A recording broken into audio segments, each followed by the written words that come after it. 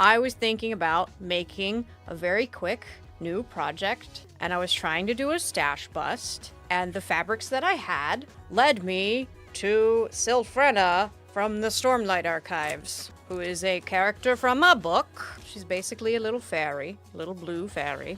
And because she's a book character, I have done whatever the hell I wanted, and I've had lots of fun doing whatever the hell I wanted. I had a really pretty sequin fabric that I was thinking about working with, and I had a bunch of sheer, like, turquoisey voile, and I thought maybe I would throw out the sequins, but plot twist, I have used the sequins. Wow.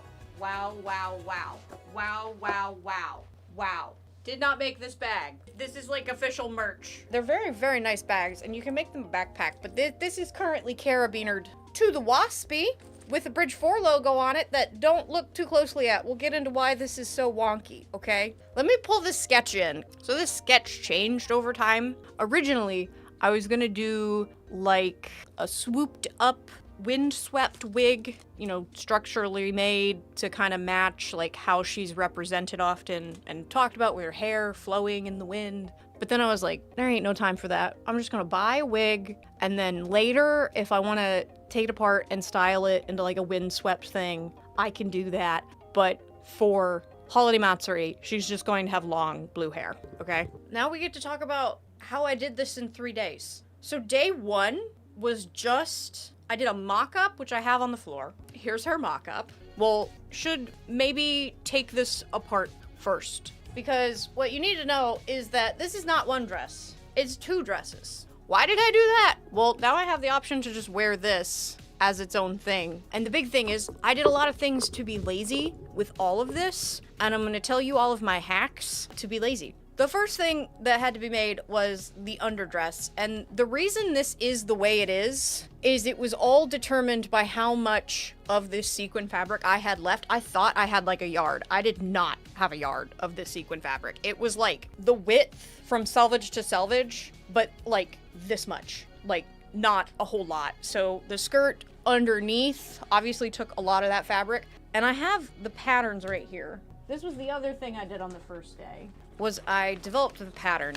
Did not do these on the computer, just freehand drew these with my own measurements. So this is the skirt pattern. This sequin fabric is a sequin stretch velvet. So it's got a good bit of stretch to it. So this is all I needed for a skirt pattern. And then this, again, just drafted from my measurements, is the pattern for this part. Obviously, part of the way this works, and to not show my entire side boob, is that I'm gonna have on a bodysuit under this because Scylla's blue. So just a warning, if you decide to make this, if you're not wearing a bodysuit, you're gonna have to tape your boobs if you have them. If not, do whatever you want. But developed that pattern and then cut me a mock-up out of stretch fabric, because if you're going to be working with a stretch fabric, you need to be making a mock-up in stretch fabric. Preferably something that is at least close to the same amount of stretch. These are definitely not the same amount of stretch, but this is a random 4-way spandex that I just had enough of to make a mock-up with in my stash. And so it became the mock-up. It looked good, so then I cut out the sequins. But here's the thing. Sequins require some special attention, and a sequin fabric for a project that you're trying to make in like a week is not a great idea if you're not willing to break a couple needles. The first thing is never use your good scissors on sequin fabric, which is doubly annoying when you're working with a stretch velvet. You will mess up your good scissors if you cut a sequin with them. So I use my bad scissors. However, the thing you are supposed to do when you sew together sequins is you are supposed to cut out all of the sequins from the area in which you are going to be sewing. So you literally get your seam allowance and cut off all of the sequins in your seam allowance so that your needle is never passing through a sequin. I let my needle just pass through sequins. Let me pull up my footage. I even captured me breaking a needle in the footage. So yeah, I just go through it. That is a zigzag, just a zigzag stitch on the sewing machine, not gonna put sequins through my serger, though I have heard of people doing that when they're like tiny enough sequins. These definitely wouldn't do that. The big thing though is if like sequins, depending on the strength of your machine, like it might break. A sequin might break your needle. There's the break. There it is. There's the broken needle. Here's how this looked all by itself. So those side seams are just a zigzag stitch, not serged, not anything. Wouldn't recommend that for a sequin fabric that you're going to put on your actual body because then it's going to be itchy. But again, I'm going to wear this with a bodysuit. This is also where the laziness comes in.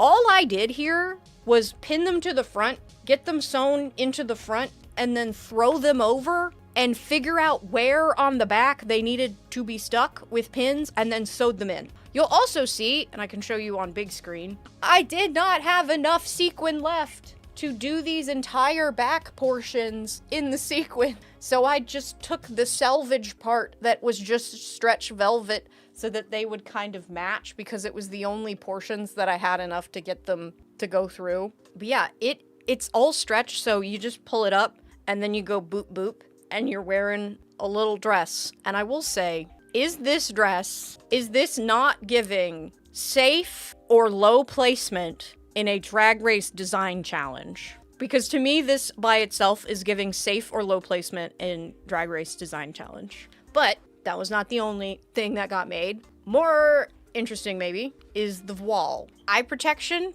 These are my eye protection. If you don't wear glasses and you're sewing with something that could break a needle, you probably should wear eye protection because it could fly up and get you, and you don't want that. This, though, has so much laziness going on. There are some genius laziness techniques implemented in this voile dress. So, let me tell you about the pattern. This is the pattern for the skirt. I made a new one, but it's probably exactly the same pattern as the JSK circle skirt pattern that is just like on Patreon right now. It might be a little shorter, but I just had my wedding dress skirt pattern available, which is a triple circle skirt. Shortened it in Illustrator, printed another one, did that. So we've got really nice, flowy, girlish dress. It's about all they ever say about her dress is that it's girlish. I would call this girlish. This is where the laziness comes in. This, I should tell you about this. This is this pattern, okay?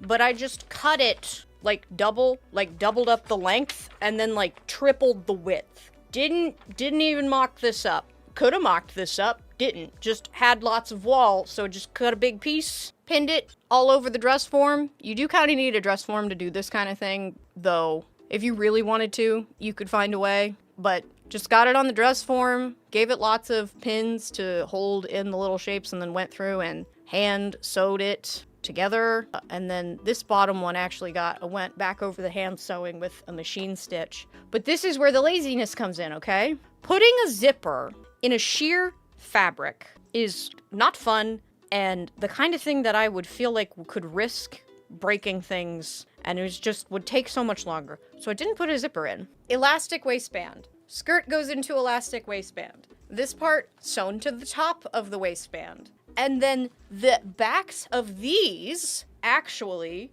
parachute clip together. So the way this gets put on is you pull it up like a skirt and then throw this over your shoulder and parachute clip it in the front. And then all of that gets covered by the belt. Haha! Very fun. Very easy. Still very messy. There's still random threads in here I gotta cut. But you know what? I made the whole thing before the Night Rain DLC came out, and so now I have this cosplay. Yay! It's really cute. And then this bow, we'll talk about the accessories too, but I'll go through the simple accessories first. So that bow, and then these. I've got hacks. I've got sewing hacks for this. The reason I wanted to add these to the design was specifically so that I wouldn't have to wear a full arm sock shirt, which I did. I have my We Love Colors order came in. I'll tell you what I got. But if I put something around my wrist, it means I can wear a regular sized glove that only goes to here. And then that way I can take off my glove if I want to, because when you wear full arm socks, it just feels like it gives me an existential crisis because I don't have access to my hands. It's very difficult. But these are really cool. I feel like the way there's a better way to do this than I did this, but I want to show you what I did. These are so simple and they came out so cute. So the big thing is these are just a rectangle with a pointed top. okay? I'm sure there's a shape name for that. The only measurement you need is do this with your hand, measure around your hand, and then make sure the entire thing is at least that width. That way you don't have to put any attachments in it. Your hand can just go in and it will fit, as long as you make it to where you can get it on and off without doing anything. Because this is not a stretch fabric. This is the blue polyester dupe Bioni from Fabric Wholesale Direct. So what I did is I sewed just across the point and then cut the tip off. You open the whole thing out, you splay it open, and you bring the sides together so that then you can sew up that, so that once that is in, you can turn it inside out and you end up with clean edge there and clean edge on the inside. Now, the thing I did, this is where I could improve this. So I did that, and then I did the top with bias tape, because obviously when you do that, you've now got this raw edge. If you want to do this, what I just did with this, but with a really clean edge at the top that's actually easier to do, the problem was that this is so small, it was really hard to get in there with the machine and get the bias tape in there. Wouldn't recommend it. What I would recommend is before you do this step, before you sew, I've got an arrow now, okay? Before you do this, before you sew these together, take these edges that will become the top and press them up onto the wrong side for both sides, but make let's say we fold this up and we press it 1/4 inch. On this side, let's press it up and fold it up and press it 1/2 inch. So that way, in the end, when you turn it inside out, you will have an edge that's folded over a little bit less than the other one.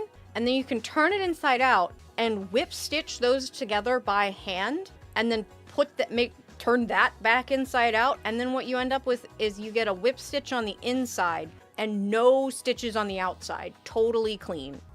Or you could bias tape it like I did, but I figured I would give you a fancy schmancier way to do that. But these are fun. And then the most complicated one, we'll talk about the embroidery. So I actually did the embroidery first, and I did it in a single day, which is crazy, but it's also why it looks so rough and ready. It's uneven, and I don't have a shot of this, but what I did, you can see the chalk in here. A lot of the reason why it's wonky is because I didn't draw my outline in heat erase pen. Instead, I drew it in chalk. But what I did was I printed out the Bridge 4 symbol, took it to a window, and used the window as a light box and traced it in chalk and not heat erase pen, which would have made for a much more accurate, a much sharper embroidered piece. But I did it in chalk, so it got kind of uneven, and I did it so fast that I did not correct those things. If you look really closely, you can see that I did an outline. I can't remember what the stitch is called, but it's like where you go in, you go down,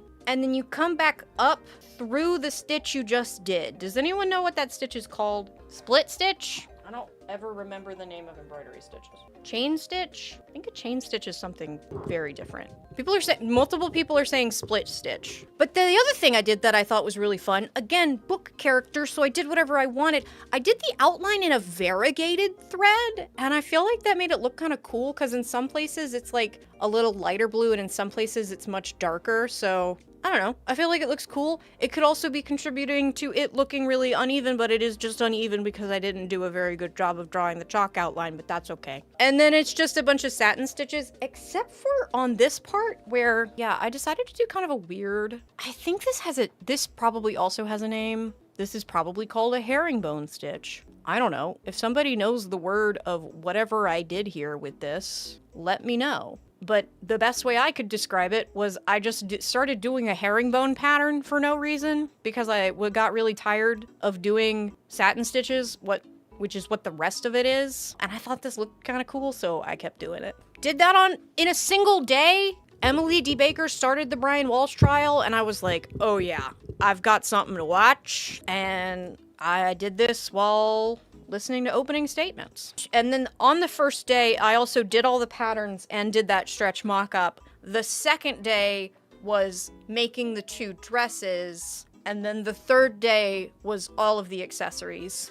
So the way this is standing up so cutely is it is just 2 layers of the dupe peony and then a single layer of stretch net on the inside. Sew them together flat like that, turn them inside out, shove the bottom into a knot.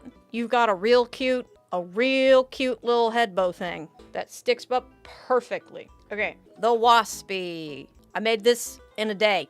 I'm so used to saying that I can make a corset in 3 days. I can make a Waspie in a day, but I've also made this Waspie before. It is the same. By the way, a Waspie is a short corset. A Waspie is an underbust corset that is extremely short, so you call it a Waspie. You could also maybe call it a belt, but a belt I would consider shorter than this. I would consider this a Waspie. This might be a belt on some people's body, but as somebody that is very short torsoed, this is a Waspie for me. This is the same exact pattern as Patatas's brown Waspie that I've been wearing to the Ren Fair. I love a Waspie for so many reasons. Especially for Ren fairs, I love wearing a corset because it means you can carry a lot of stuff on your waist and not have any of the weight on your back. You can hold all these things, but the corset makes it very comfortable, which is why I also often incorporate some extra loops for that purpose. These loops are specifically so I can put that bag on this. The way I was able to make this in a single day, though, well, not technically. I cut all the pieces out the night before. Okay, but this, the way I've done this, is the fastest way to make a corset. Now, I'm not going to fully explain how to make a corset. If you have not yet seen the 4-year-old corset video, prerequisite is go watch that, and then it will make all the sense what I am going to say. It looks a little bit like a mess on the backside, but that's okay. I made it in a day. It doesn't matter. Should I go through and cut these down? Yeah. Could I have cut these down before putting the casings in? Yeah. But it was made in a day, and that's awesome. So there's so many ways to make a corset. When I'm making a corset that I'm going to, like, compete in, I'm probably going to have multiple layers flatlined together and include a lining. But the lining really is just to hide all of this stuff. The lining does not have any structural support to the corset, but this has all the structural support that you would want. I did forget a thing, though, that I did with my last Waspie that I forgot to do with this, that I'll tell you about, which may become a problem. But all it is the outside is the polyester dupe peony, and then it is a layer of, it's a Pellon. I'm pretty sure it's the Pellon that Cosmic Cotier likes for their Sailor Moon bows, but just any kind of heavyweight interfacing. But I did not put the interfacing on the blue. I put the interfacing on the duck cloth, which is this layer. So it's only 3 layers: blue, interfacing, duck cloth for structure. And then those got just, I didn't even actually flatline them together. That's the thing. That's why this was so fast. I used basting spray. I have the basting spray over here. So instead of actually flatlining any of the pieces, I basting sprayed them all together. This is the one I have. It is from Michaels. It is spray and bond, basting adhesive, and it apparently comes up with soap and water. That way, they all form a single layer, and then you just sew all of your pieces together. This is actually bone casing. You can buy, I often use either, for my bone cases, I will use bias tape, I will use grosgrain ribbon, I will use twill tape. You can use whatever you want to put your bones in. This is great because it is just specifically made to put boning in. It is from Corset Supplies or corsetmakingsupplies.com, but it is boning. They're just pre-made boning channels. You do have to sew them in, obviously, but I had them, so I used them. And then it is full of the synthetic whalebone, so nice and flexible. And then I don't know if on my last Waspie, if I did 2 bones in the back, but I find with these, I really only need the one. And the thing about this is because this is a single layer and because it doesn't have a lining, you can't do the thing that I talk about in the corset video with the backbones where you take the lining and you have that bag lined in and then you go in with the bone. The bone is in this piece of bias tape that is being the bias tape on the back. Sewed in the bias tape, put in the bone, and then hand sewed that closed. And then the other thing I do, and that's a steel bone. That is a flat steel bone. So like you can see how stiff this is compared to this one, because you want your backbone to be the strongest bone in your corset. And you normally want one in the front that's just as strong, but that's the thing I forgot to do. In the brown one I did, I took a piece of bias tape and I sewed it to the underside of the duck cloth. It was actually completely encased. And then I did 2 steel bones just up through the front. And then that got all sewed in. And so you can't actually even see it. You can just see the stitches of where it is. But I totally forgot that was there in the brown one. So this one doesn't have a bone in the front, which means these points are going to constantly do this a little bit, which is fine. I just forgot to do it. If I wanted to, I could go through and prick stitch another boning channel right here and just sew it to the duck cloth, but I'm not gonna do that. What was I saying about the backbones? Yeah, it's, the other thing I do with my steel bones is I always tip my flat steel boning, not with actual boning tips. I cut them with big wire cutters, and then I also like cut the edges around so that you get more of, instead of, you don't want the hard point, so it kind of ends up being more like a couple points. I shave those down a little bit with a nail file, but then I encase them in duct tape. Let me grab one, I'll show you this. Gotta find a bone. Here's a bone. Gotta find the duct tape. There's the duct tape. So what you do not want with a steel bone is you do not want it to look like that. You do not want it to be flat like this, because I don't care what you put this in. This is going to rip right through everything and poke you. This is a little closer to what I normally do. You see how that corner has been chopped off? I do that to both corners, so you get more like the top of a trapezoid. Is that the right shape? You want like a trapezoid shape, and then you want to file those down a little bit. But then what I do, and this is like, if you have been poked with a corset before, like a corset you made and you've had bones pop out, and you're just like, how do I stop this for the steel bones? Because like with the synthetic whalebone, you can poke holes into it and literally floss the corset. Flossing is a thing that is supposed to help keep your bones in, which does work really well, but for steel bones can be really hard. But here's a little hack. If you take your duct tape and you stick it on to where you get excess, so like I put it on, I fold it over and I meet the other edge, and then press it together to where you've got this extra little like ½ inch of just duct tape. I cut the sides off, and then you can use that little piece of duct tape to sew directly through the duct tape to keep the fucking bone in place forever. I've saved you from being poked. You can kind of see some of those stitches in here.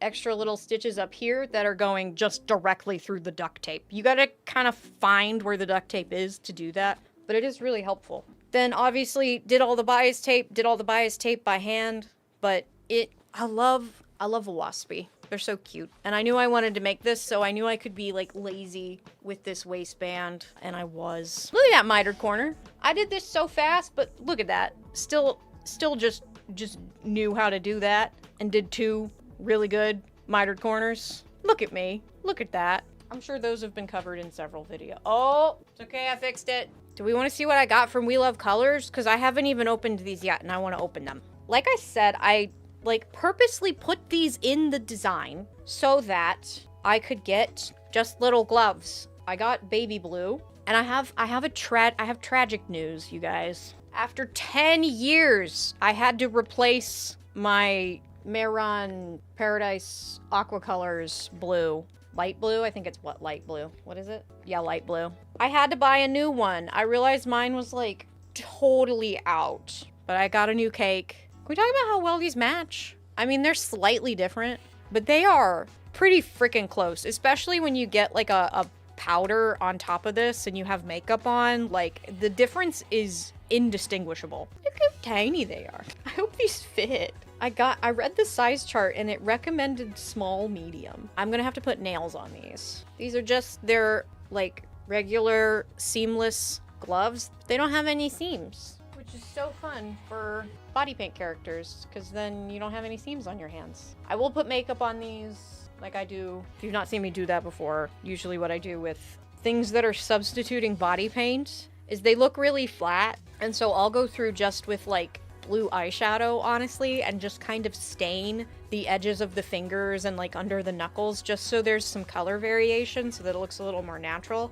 But the whole reason I added these to the design was so that I can do that. And then I have obviously a sleeve that comes through here so that instead of having a whole shirt that has a hand on it, because We Love Colors sells arm sock shirts that are turtleneck shirts, long sleeve, and then the sleeve ends in a glove. But then if I'm at the con, I can take them off and use my hands and eat and all that wonderful stuff and use my phone. These are the tights. Y'all know what tights are. I love their tights. They make everything in this microfiber stuff. So they're like nice high quality. Is this now my second pair of light blue We Love Colors tights? Yes, they are, because I bought the same pair for Ronnie, but my Ronnie ones have paint all over them and would not work for Syl. This though, I've never gotten one of these before. This is it was in the dancewear section. It is a mock neck bodysuit. So I got this to do my décolletage, my neck, and my arms without actually having the glove on the arm. Ooh, it does have, they don't show this on the website, but it has a pee-pee device. So you can go pee-pee. It has snappies so that you can go pee-pee. Yeah, I've not had one of these before. It's not seamless. The arm socks shirt is actually like seamless. Like it doesn't have any seams at all. Like literally no seams, because they are woven on special machines to make it so that they don't have any seams. Dabba-dee-dabba-die! I'm blue. I like it. I feel like my face and my body are not the same color though. I'm like so annoyed right now that I cannot be excited because what happened was I went to tighten my corset and the stupid piece of trim broke and it's like tied really weirdly. Like, look at this. I just like had to like tie the top to the bottom so my corset isn't even corseting the way it should be corseting, but it's fine. I'm blue. Dabba dee dabba die. Here she is. Whoa, look at this lady. Blue. I'm blue. I am very blue. Why is everything bad?